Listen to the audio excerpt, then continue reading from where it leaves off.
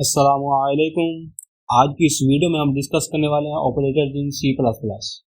Operators में हमारे पास आएंगे arithmetic operators, relational operators, logical operators and assignment operators. ठीक है, तो स्टार्ट करते हैं आज की वीडियो। सबसे पहले आता है हमारे पास अर्थमेटिक ऑपरेटर्स। ठीक है, अर्थमेटिक ऑपरेटर हमारे पास बेसिक मैथ होती है। ठीक है, जिस तरह एडिशन, सब्ट्रैक्शन, मल्टीप्लिकेशन, डिवीजन। ठीक है, तो सबसे पहले हमारे पास आएगी एडिशन।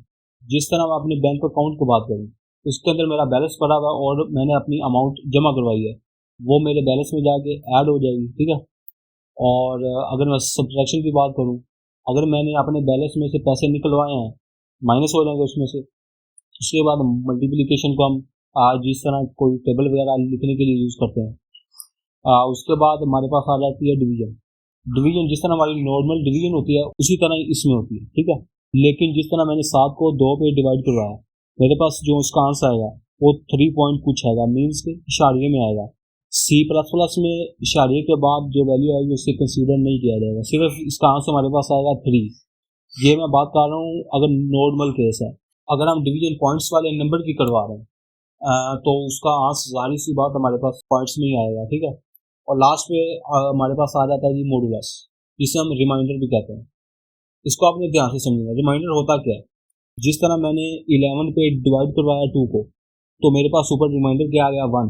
हमारे पास जो वैल्यू बचती है उससे हम कहते हैं रिमाइंडर। ठीक है, इसको यूज क्यों किया जाता है, तो जिस तरह हमने कोई नंबर को चेक करना है कि ये ऑड है या इवन है, तो उसके लिए हम इसको यूज करेंगे। इसको किस तरह यूज करेंगे, ऐसा कोई नंबर जिससे हम 2 पे डिवाइड करवाएं और उसका रिमाइंडर 0 हो, तो वो ऑलवेज इवन होता है। ठीक है, और अदरवाइज ऑड होगा। ठीक हो गया। अब हम चलते हैं अपने नेक्स्ट ऑपरेटर की तरफ। नेक्स्ट ऑपरेटर हमारे पास relational operators. Relation relational operators को दो वैल्यू को कंपेयर करने के लिए यूज किया जाता है। ठीक है, इसमें सबसे पहले हमारे पास आएगा इक्वल टू का ऑपरेटर। ठीक है, तो जिस तरह मैंने दो वैल्यू को कंपेयर करवाना है कि ये बराबर है भी है कि नहीं है। ठीक है, जिस तरह के दो बच्चों के नंबर ले लें और उनको चेक करें कि ये बराबर है कि नहीं है। ठीक हो गया। उसके बाद हमारे पास आ जाता है नॉट इक्वल टू का ऑपरेटर। जिस तरह हम अपनी आईडी की बात करें, हर बंदे की आईडी यूनिक होगी। ठीक हो गई, किसी की आईडी डुप्लीकेट नहीं हो सकती। इसके लिए हमने कहा कि जो आईडी नंबर 1 है वो बराबर नहीं है किसके आईडी नंबर 2 के। ठीक हो गया, या वो आईडी नंबर 2 के बराबर नहीं होनी चाहिए। अब उसके बाद आ गया हमारे पास ग्रेटर देन, जिसमें हमारी एज 0 नहीं हो सकती, ना ही 0 से कम हो सकती है। हमारी हमारी एज ऑलवेज ग्रेटर देन 0 होनी चाहिए। ठीक हो गया।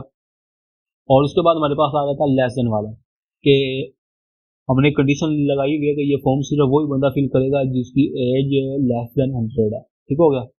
और इसके बाद हमारे पास आ जाता है जी ग्रेटर देन और इक्वल।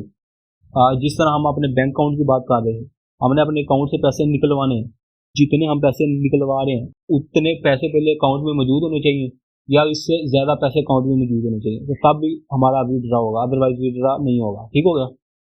अब हम चलते हैं अपने नेक्स्ट ऑपरेटर की तरफ। नेक्स्ट ऑपरेटर हमारे पास लॉजिकल ऑपरेटर।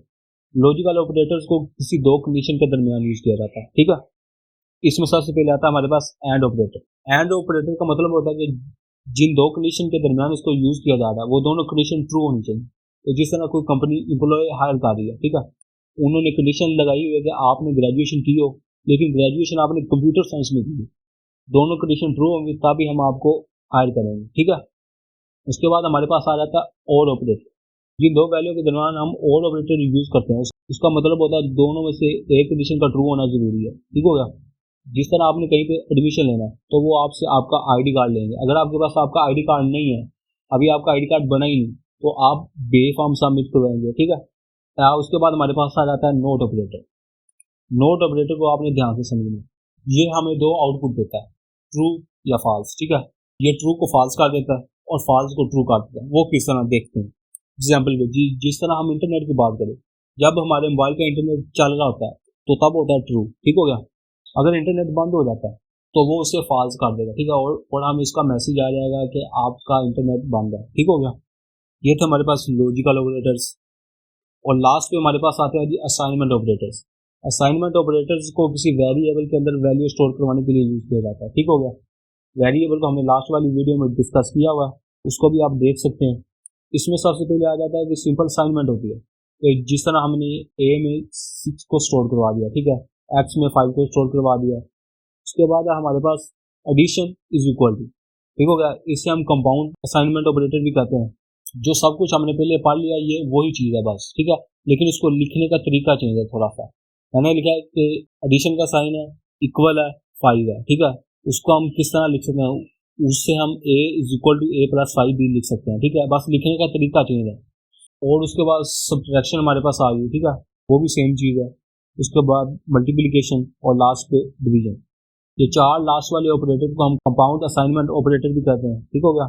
उम्मीद करता हूँ आपको आज की वीडियो समझ आई होगी। अगर वीडियो समझ आई है तो चैनल को सब्सक्राइब करते जाना, वीडियो को लाइक करते जाना। और ये रहा आज का आपका क्वेश्चन। मिलते हैं नेक्स्ट वीडियो में, तब तक के लिए अल्लाह हाफिज़।